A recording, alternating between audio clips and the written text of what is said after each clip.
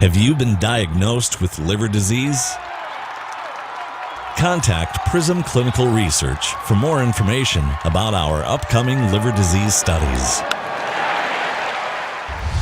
Time for our final pitch, presented by Prism Research with Tim Laudner. I'm Anthony LaPanta. A tough series for the Twins at Wrigley Field came to an end on Sunday with another high-scoring affair going the way of the home team. Cubs win it by a final of 11-10. They complete a three-game sweep of the Twins, in which the Twins scored 25 runs and yet dropped all three games. It was the story of the weekend. They just could not slow that Cub offense. And the Cub offense is a very formidable offense. Those guys can swing the bat, so you got to give them credit.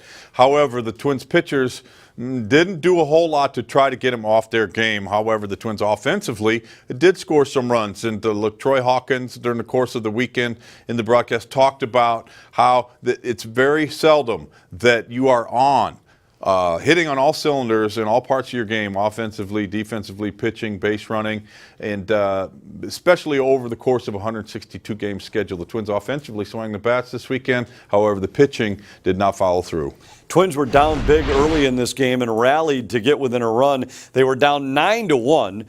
The Cubs scored 8 times in the second inning, and then Minnesota's bats came to life. They got within one, left the tying run in scoring position late in the game. But after the game, Paul Molitor was talking back in the second inning when his pitcher Lance Lynn failed to cover first base and opened the door for this explosive Cubs offense.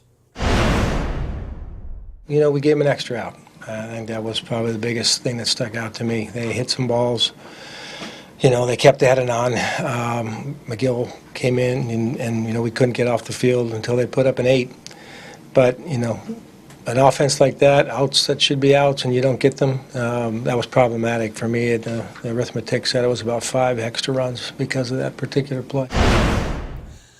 So now what's ahead for the Twins is a series against the first-place Brewers Monday, Tuesday, and Wednesday in Milwaukee to cap this 9-game road trip for Minnesota. So far, the Twins have dropped 5 of 6. Gibson, Odorizzi, and Barrios are the 3 pitchers, but it might be less about the pitching matchup and more about the way the Twins play the game as they reach the halfway point of the season Monday in Milwaukee. Yeah, there's been a lot of moving parts since the start of the season, and right now, obviously, the Twins don't have their full complement of players. They've had a number of players out. However, we expect to have some roster moves at some point tomorrow. Jorge Polanco scheduled to come off of his suspension from performance-enhancing drugs, and there might be some other roster moves tomorrow. But the reality is that whatever your complement of players is, you have to be on the same page. You have to have the same goal, and that goal has to be winning baseball games and doing the little things that you need to do to make sure that you give yourself a chance to win those ball games. It all gets started Monday night. Join us at 6:30 for Twins Live before the Twins and Brewers open the series. Until then, for Tim Laudner, I'm Anthony LaPanta. Thanks for watching our final pitch presented by Prism Research.